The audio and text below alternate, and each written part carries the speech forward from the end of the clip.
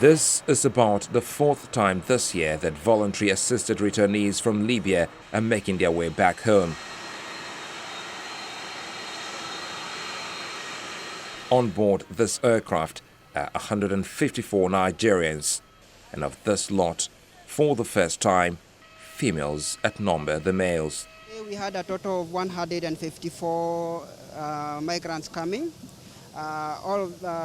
Majority were female, but we had a total of 3 medical cases, and we had also about 9 females who we would regard them as vulnerable. Either they came with children or they were expectant. As they file out of the aircraft, the face of many remain despondent, and they have many tales to tell. One day we are in living house, so police and I came to box the house. So they now took us, all of us, to prison. I spent almost 2 months and a half in prison, so we are suffering over there. So and I asked them that I'm going back to my country. I love my country. These 3 young girls were lured to Italy, but stopped en route to Libya, and in detention camps they held many Nigerians. Not willing to face the camera, they say never again to the suffering they went through.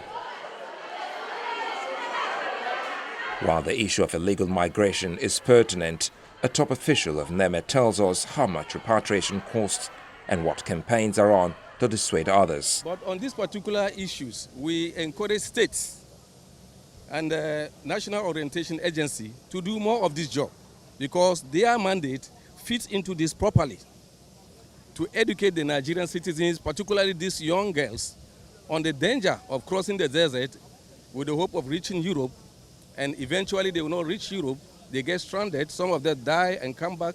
Those who manage to come back, they come with illness, and you can see. The International Organization for Migration says this exercise was facilitated by the government of the Netherlands and the Nigerian Emergency Management Agency to ensure that all returnees make it back to their states.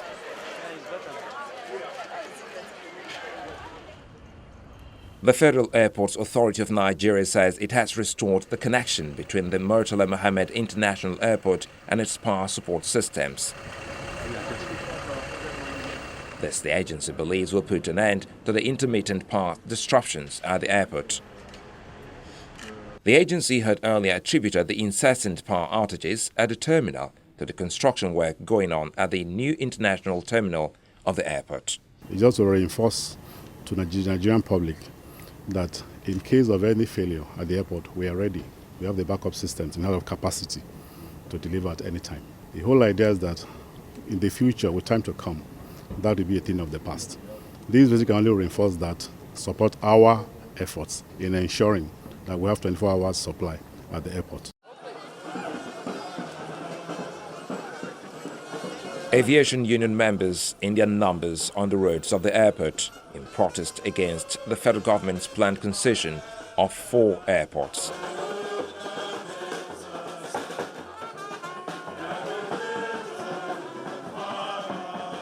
They have vowed to resist the plan, saying if necessary, the workers will mobilize and buy over the airports themselves.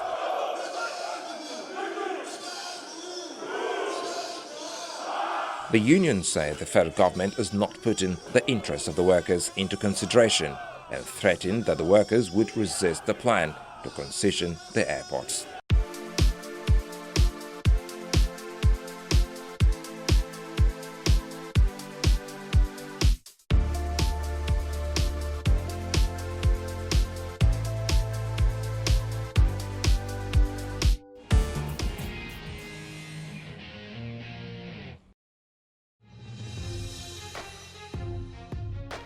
The Airbus A380, also called the Super Jumbo, is a double-deck, wide-body, 4-engine jet airliner manufactured by Airbus.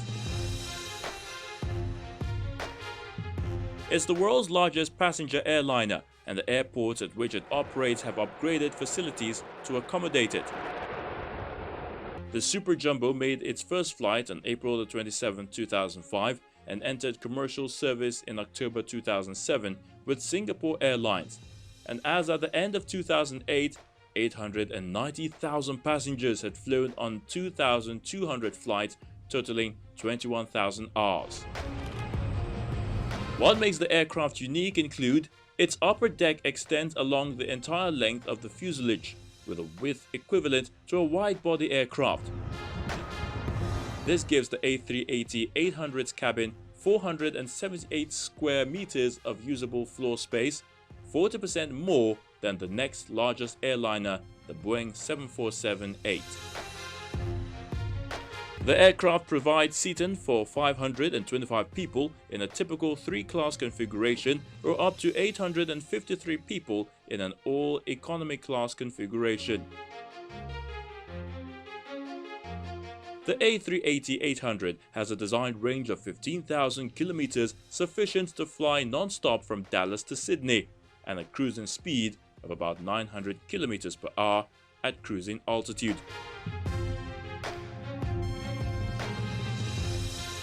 As of June 2015, Airbus had received 317 firm orders and delivered 165 aircraft, with Emirates Airlines having the most A380s on order, with 140 and 60 delivered. Airbus delivered the 100th A380 on March 14, 2013 to Malaysia Airlines. At the moment, Malaysia Airlines is putting some of its aircraft on sale following its bad year. By June 2014, more than 65 million passengers had flown the A380. The A380's wing is sized for a maximum takeoff weight, over 650 tons, to accommodate these future versions, albeit with some strengthening required. The A380 also includes wingtip devices similar to those found on the A310 and A320 to reduce induced drag, increasing fuel efficiency and performance. The A380 cabin has features to reduce traveler fatigue, such as a quieter interior and higher pressurization than previous generations of aircrafts.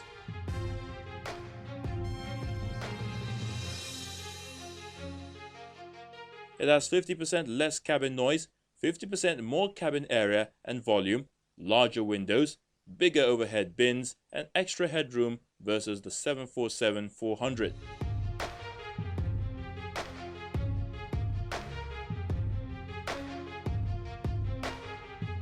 The A380's upper and lower decks are connected by 2 stairways, fore and aft, wide enough to accommodate 2 passengers side by side. This cabin arrangement allows multiple seat configurations.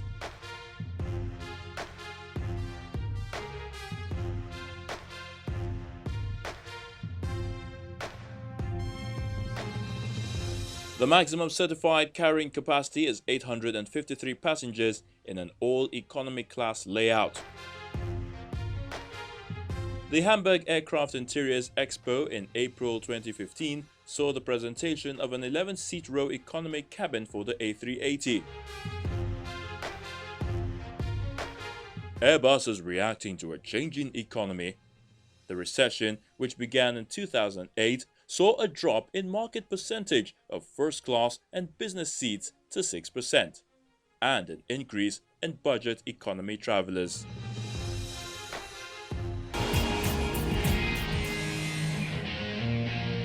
This is where our flight terminates on this edition, and thank you so much for your mails. Please do keep them coming via our feedback platform. I'm Bukola Joketumbi. See you next time.